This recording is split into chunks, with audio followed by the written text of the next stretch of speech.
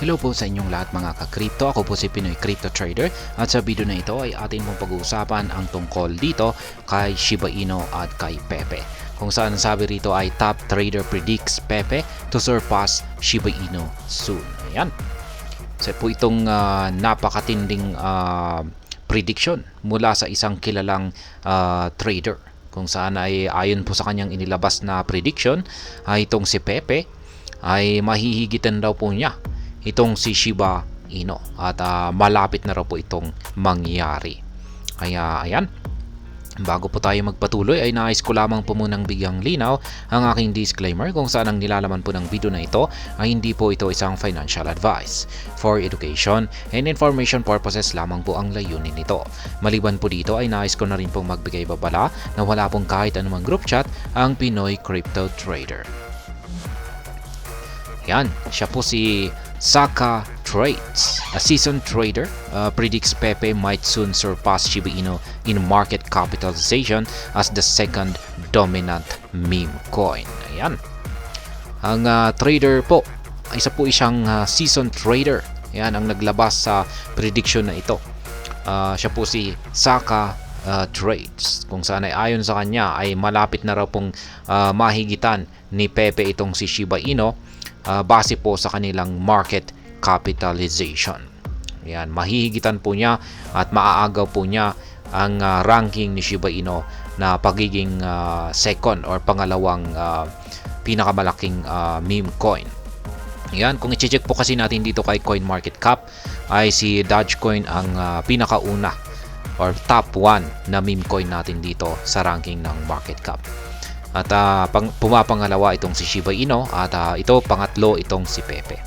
Kaya kung pagtitignan po natin yung kanilang difference sa market cap ay nasa $5.8 billion po itong si Pepe.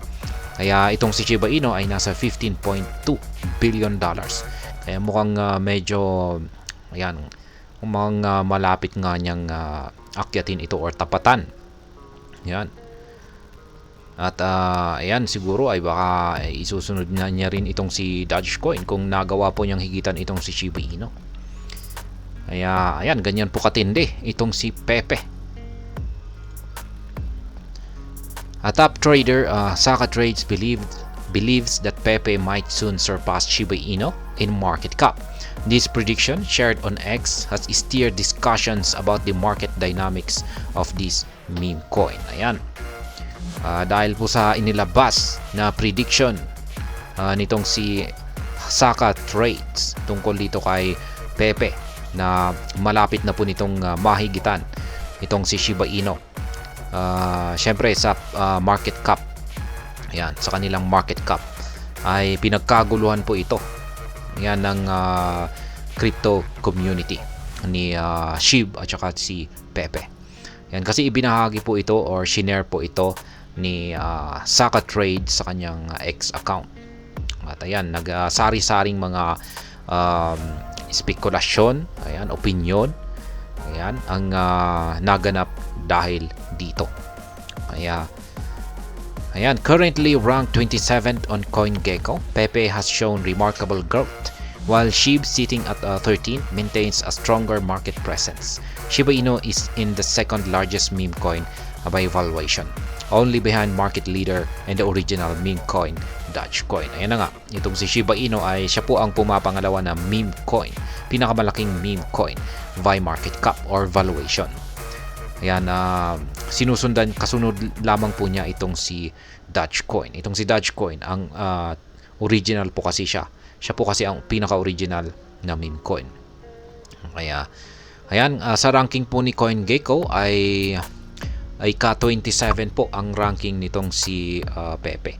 At itong si Shiba Inu ay ika-13th naman po siya or ika-13.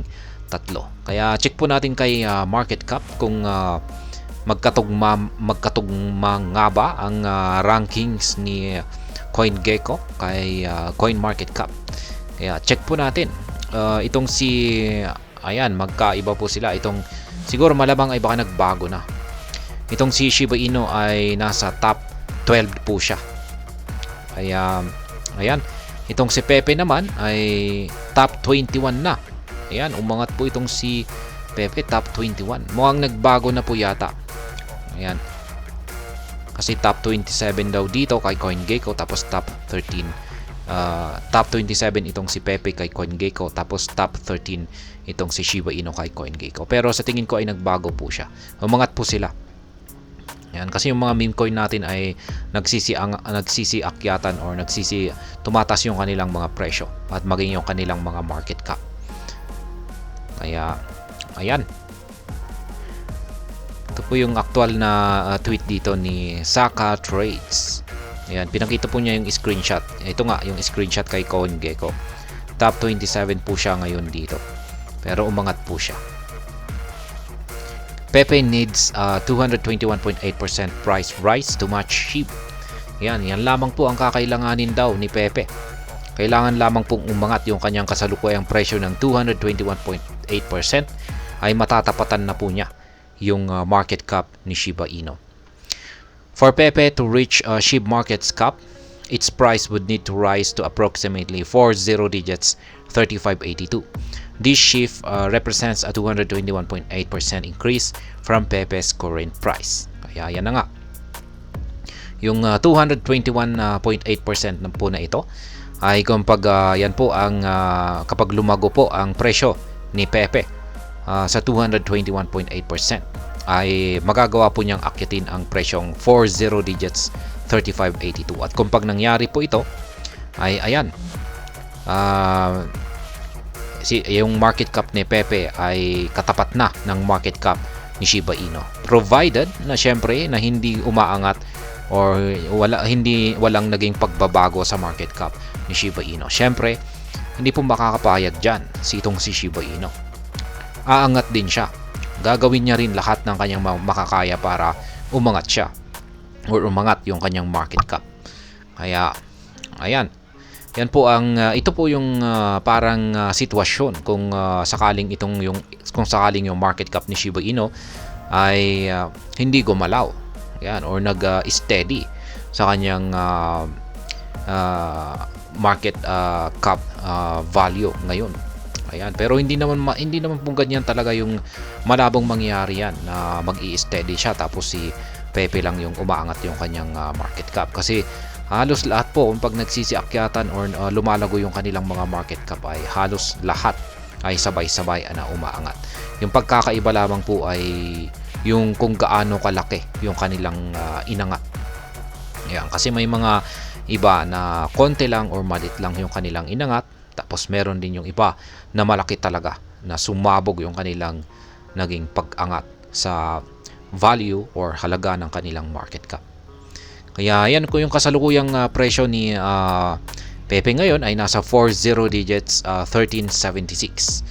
Yan po yung kanyang kasalukuyang presyo. At matatapatan po niya ang market cap ni SHIB kung pag umangat daw po siya sa presyong 4 zero digits 3582. Shiba Inu's market position. Meanwhile, Shiba Inu is not standing idle amidst speculation about the rise of Pepe. Market analyst Javon Marks predicts SHIB might leverage its latest price upswing to rally towards the 3 zero digits 15 mark. Kaya yan.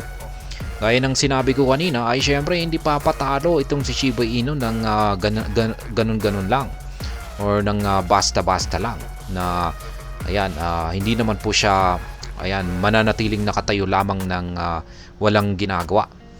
Ayan, syempre ay gagalaw din po siya. Kaya nga may mga spekulasyon nagsilabasan, katulad na lamang po dito sa isang market analyst na si Ginoong Javon Marks.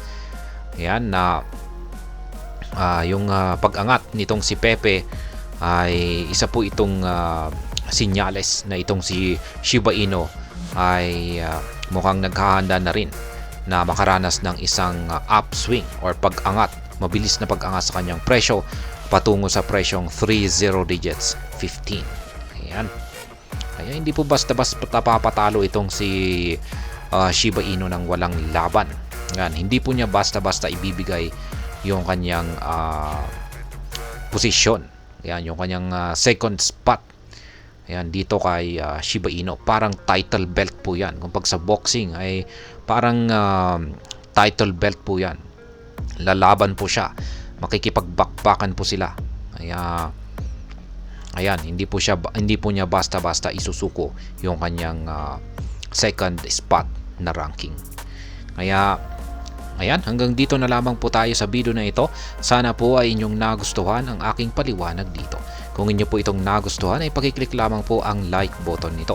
Para naman po sa mga bago lamang dito, kayo po ay aking inaanyayahan para mag-subscribe. Pakiclick na rin po ang bell icon nito dahil ito po ang siya magsisilbing notification nito sa mga bago kong videos na akin pong ina-upload sa aking YouTube channel na ito. Marami pong salamat sa panonood, ingat po tayo lagi at God bless po sa ating lahat.